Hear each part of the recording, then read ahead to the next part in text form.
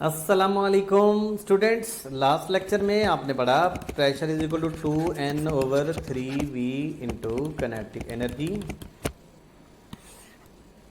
अब इस फार्मूले से हम बॉयल्स लॉ प्रूफ कर सकते हैं। पहले पता होना चाहिए आपको ये होता क्या है। Temperature constant, pressure inversely proportional to volume, या P V is equal to constant. लो जी इधर P V is equal to n/3 kinetic energy. If T constant,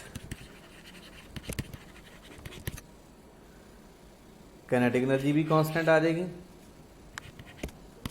तो P V is equal to constant आ गया।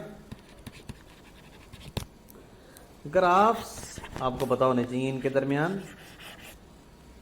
Pressure volume hyperbola. अगर मैं कहता हूं इधर पीवी है और इधर वॉल्यूम है या प्रेशर है, ठीक है। और अगर मैं इधर पी ले लेता हूं, इधर 1/v, तो स्ट्रेट लाइन। इसी तरह से अगर हम बात करें चार्ल्स लॉ की, पहले पता होना चाहिए volume over temperature is equal to constant if P constant, यानी volume directly proportional to temperature अगर प्रेशर कांस्टेंट है तो। इक्वेशन है जनाब 2n/3v काइनेटिक एनर्जी। v इधर ले आओ, इधर उधर कर लो चीज़ों को। 3p kinetic energy. कंडीशन ये है p कांस्टेंट, तो बाकी क्या रह गया, वॉल्यूम डायरेक्टली प्रोपोर्शनल टू, फिर काइनेटिक एनर्जी आ गया ना।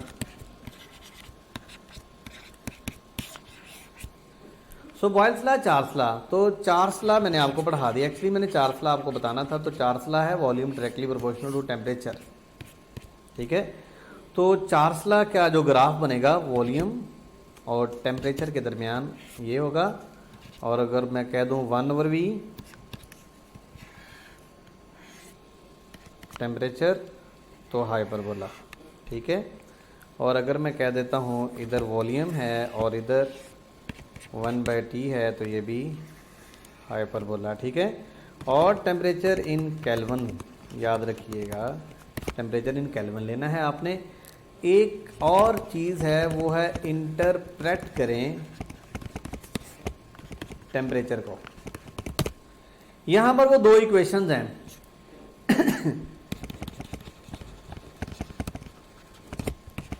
P V is equal to n, ठीक है। P V is equal to छोटा n बन जा R T, number of moles. और अभी अभी आपने एक पढ़ा P V is equal to 2n/3v kinetic energy. आप लिख सकते हैं P V is equal to n/n0 into R T. ये दोनों कांस्टेंट हैं। R 8.314 जॉल पर मोल पर केल्विन, और जनाब n0 होता है 6.02 10⁻23 पर मोल। इन दोनों की रेशो जब आप लेंगे R/n, तो ये एक नई चीज़ बनेगी K, that is Boltzmann constant 1.38 10⁻23 जॉल पर केल्विन। तो इक्वेशन बनेगी PV is equal to NKT, number of molecules. अब आपको पता चल गया कि स्मॉल n है नंबर ऑफ मोल्स, और जब स्मॉल n आएगा तो R आएगा जनरल गैस कांस्टेंट, और जब बड़ा n आएगा, कैपिटल N आएगा, तो वो आएगा बोल्ट्जमैन कांस्टेंट। बोल्ट्जमैन कांस्टेंट की वैल्यू इन दोनों की रेशो से आएगी, ठीक है। ये बोल्ट्जमैन कांस्टेंट था। और इसका सेम यूनिट है जो एंट्रोपी का है। एंट्रोपी का यही यूनिट होता है और specific heat, molar specific heat capacity का भी यही यूनिट होता है, ठीक है ना। Okay, PV is equal to n k T और PV is equal to this, यानी PV is equal to n k T और PV is equal to 2n/3 into kinetic. ओए ये भी डबल लिखा हुआ, मैं भी सोच रहा हूँ, बताया करें जो मेरे से मिस्टेक हो, शौक से बताया करें। अब इन दोनों की रेशो ले लें, डिवाइड कर देंगे ना तो आएगा पीवी पीवी से कट जाएगा, तो हमारे पास क्या आएगा, N k T is equal to 2n/3। मैं क्या कन्फ्यूज ना हो जाओ, एन गया जी एन नाल, तो टेम्परेचर आया 2/3 के काइनेटिक एनर्जी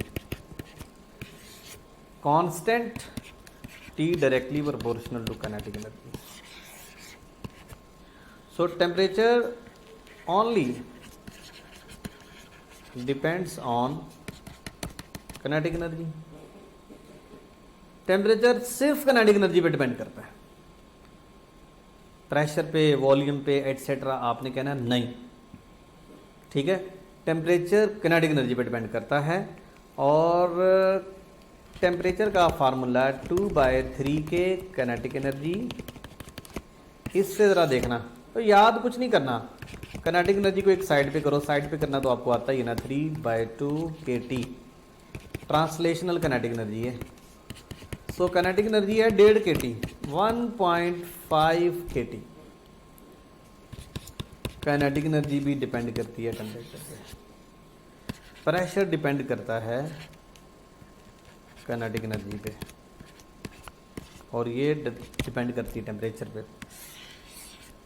तो प्रेशर काइनेटिक एनर्जी पे भी डिपेंड करता है, प्रेशर टेम्परेचर पे भी डिपेंड करता है। So kinetic energy is directly proportional to temperature. मैं लिख सकता हूँ रेशो काइनेटिक एनर्जीज की टेम्परेचर की रेशो की इक्वल है। शर्त ये है कि इसको लेना है केल्विन में। क्वेश्चन में अगर आपसे पूछूं कि एनर्जी है 400 कैलोरीज और Q2 है फाइंड आउट करनी, टेम्परेचर है T1 10 डिग्री सेंटीग्रेड, T2 है 40 डिग्री सेंटीग्रेड। अब आप क्या करेंगे, टेम्परेचर्स की ratio T1/T2 is equal to 273 + 10, 273 + 40 is equal to Q1/Q2। तो Q1 है 400 ओवर Q2 283 और 2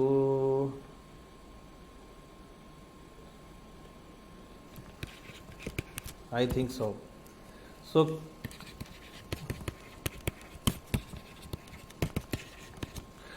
तो याद रखिए temperature should be taken in kelvin.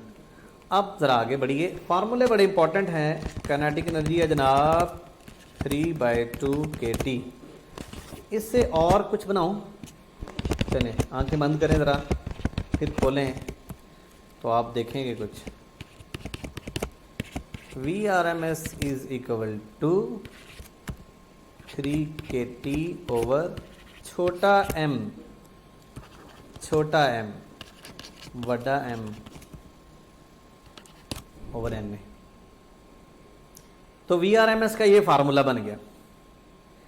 इससे आपने ये बना के मुझे दिखाना, VRMS का एक और फार्मूला, V बड़ा सारा बन गया, V छोटा ही बनाना है, 3RT ओवर बड़ा M। ठीक है, आप खुद बनाएंगे, देखते हैं आप कितनी जल्दी बनाते हैं। अब आप ज़रा गौर से देखना। लो जनाब, आपने थोड़ी देर पहले पढ़ा था 3P ओवर रो।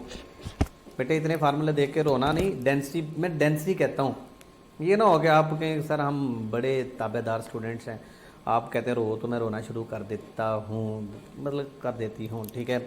3PV ओवर बड़ा एम, 3RT ओवर एम, समझ तो गए होंगे। PV equal to RT, 3KT over छोटा एम। अब इन सब फार्मूला से कंक्लूजन यही निकलती है कि VRMS एक्चुअली डिपेंड करती है √T पे। अगर मैं V1/V2 लिखूं तो लिखेंगे T1/T2। If temperature becomes 4 times, speed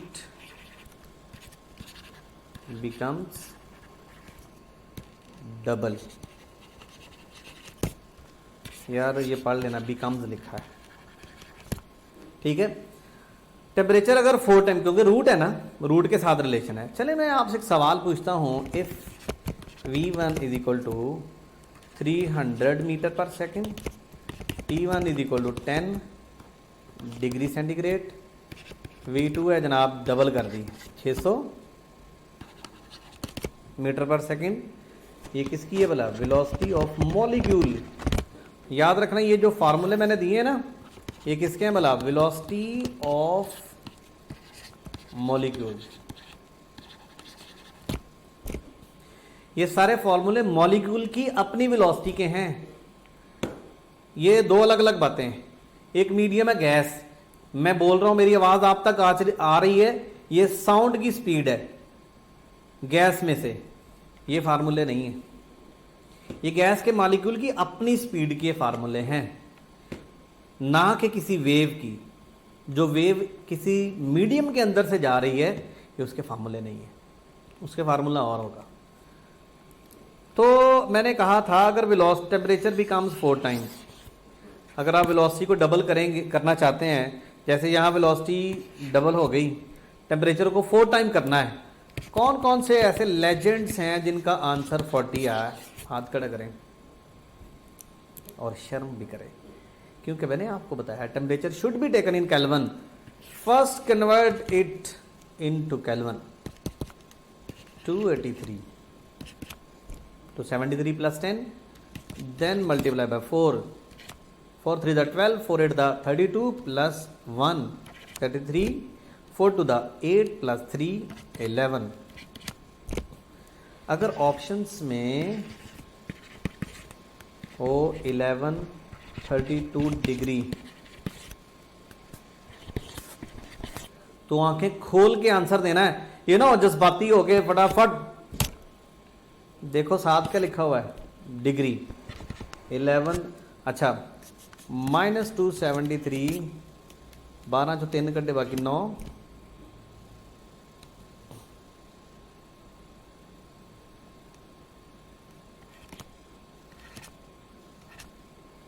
अगर वहाँ पर ये लिखा हो 859 डिग्री सेंटीग्रेड, तो ये ऑप्शन ठीक होगी, ठीक है। और अगर ये लिखा हो 1132 केल्विन और बोथ चार्ली बीटा, तो फिर ये ऑप्शन ठीक होनी है। ठीक हो गया? तो ये बात जहन में रखनी है, भूलना नहीं है, इससे रेलेवेंट क्वेश्चंस को गलत नहीं करना। फिर बात करते हैं VRMS की। 3RT ओवर कैपिटल M वाला सबसे अच्छा फार्मूला ये लगाना है आपने। फर्ज किया मैं कहता हूँ कि फाइंड आउट करो at STP VRMS for N2 molecule. अब आसान क्या है मॉलिक्यूल की? VRMS is equal to 3 8.314। Standard temperature pressure पे टेम्परेचर होता है 0 degree 273 kelvin. Mass, molar mass nitrogen का कितना होता है? 28, 14 का डबल 28, 10⁻³ आप सोचेंगे ये क्यों? ये इसलिए कि ग्राम को किलोग्राम में बदलना है। लेकिन अगर कोई आपसे कहेगा यार ये वाला फार्मूला लगा लो, छोटा m, फिर आप पता कैसे लिखोगे 1.38 10⁻23 इंटू 273 ओवर 28 10⁻3 ओवर 6.02 10⁻23 हो गया ना। मुश्किल में फंस गए क्योंकि स्मॉल m जो आएगा वो capital M over Avogadro number आना है। ठीक है, तो जो फॉर्मूले मैंने आपके सामने लिख दिए, VRMS 3PV ओवर बड़ा M, 3RT ओवर बड़ा M, 3KT ओवर छोटा m, 3P ओवर रो। ठीक हो गया इन्हीं की मदद से। So these are formulas for root mean square velocity of molecules. अगर मैं कहता हूं एवरेज स्केयर तो रूट हटा दो,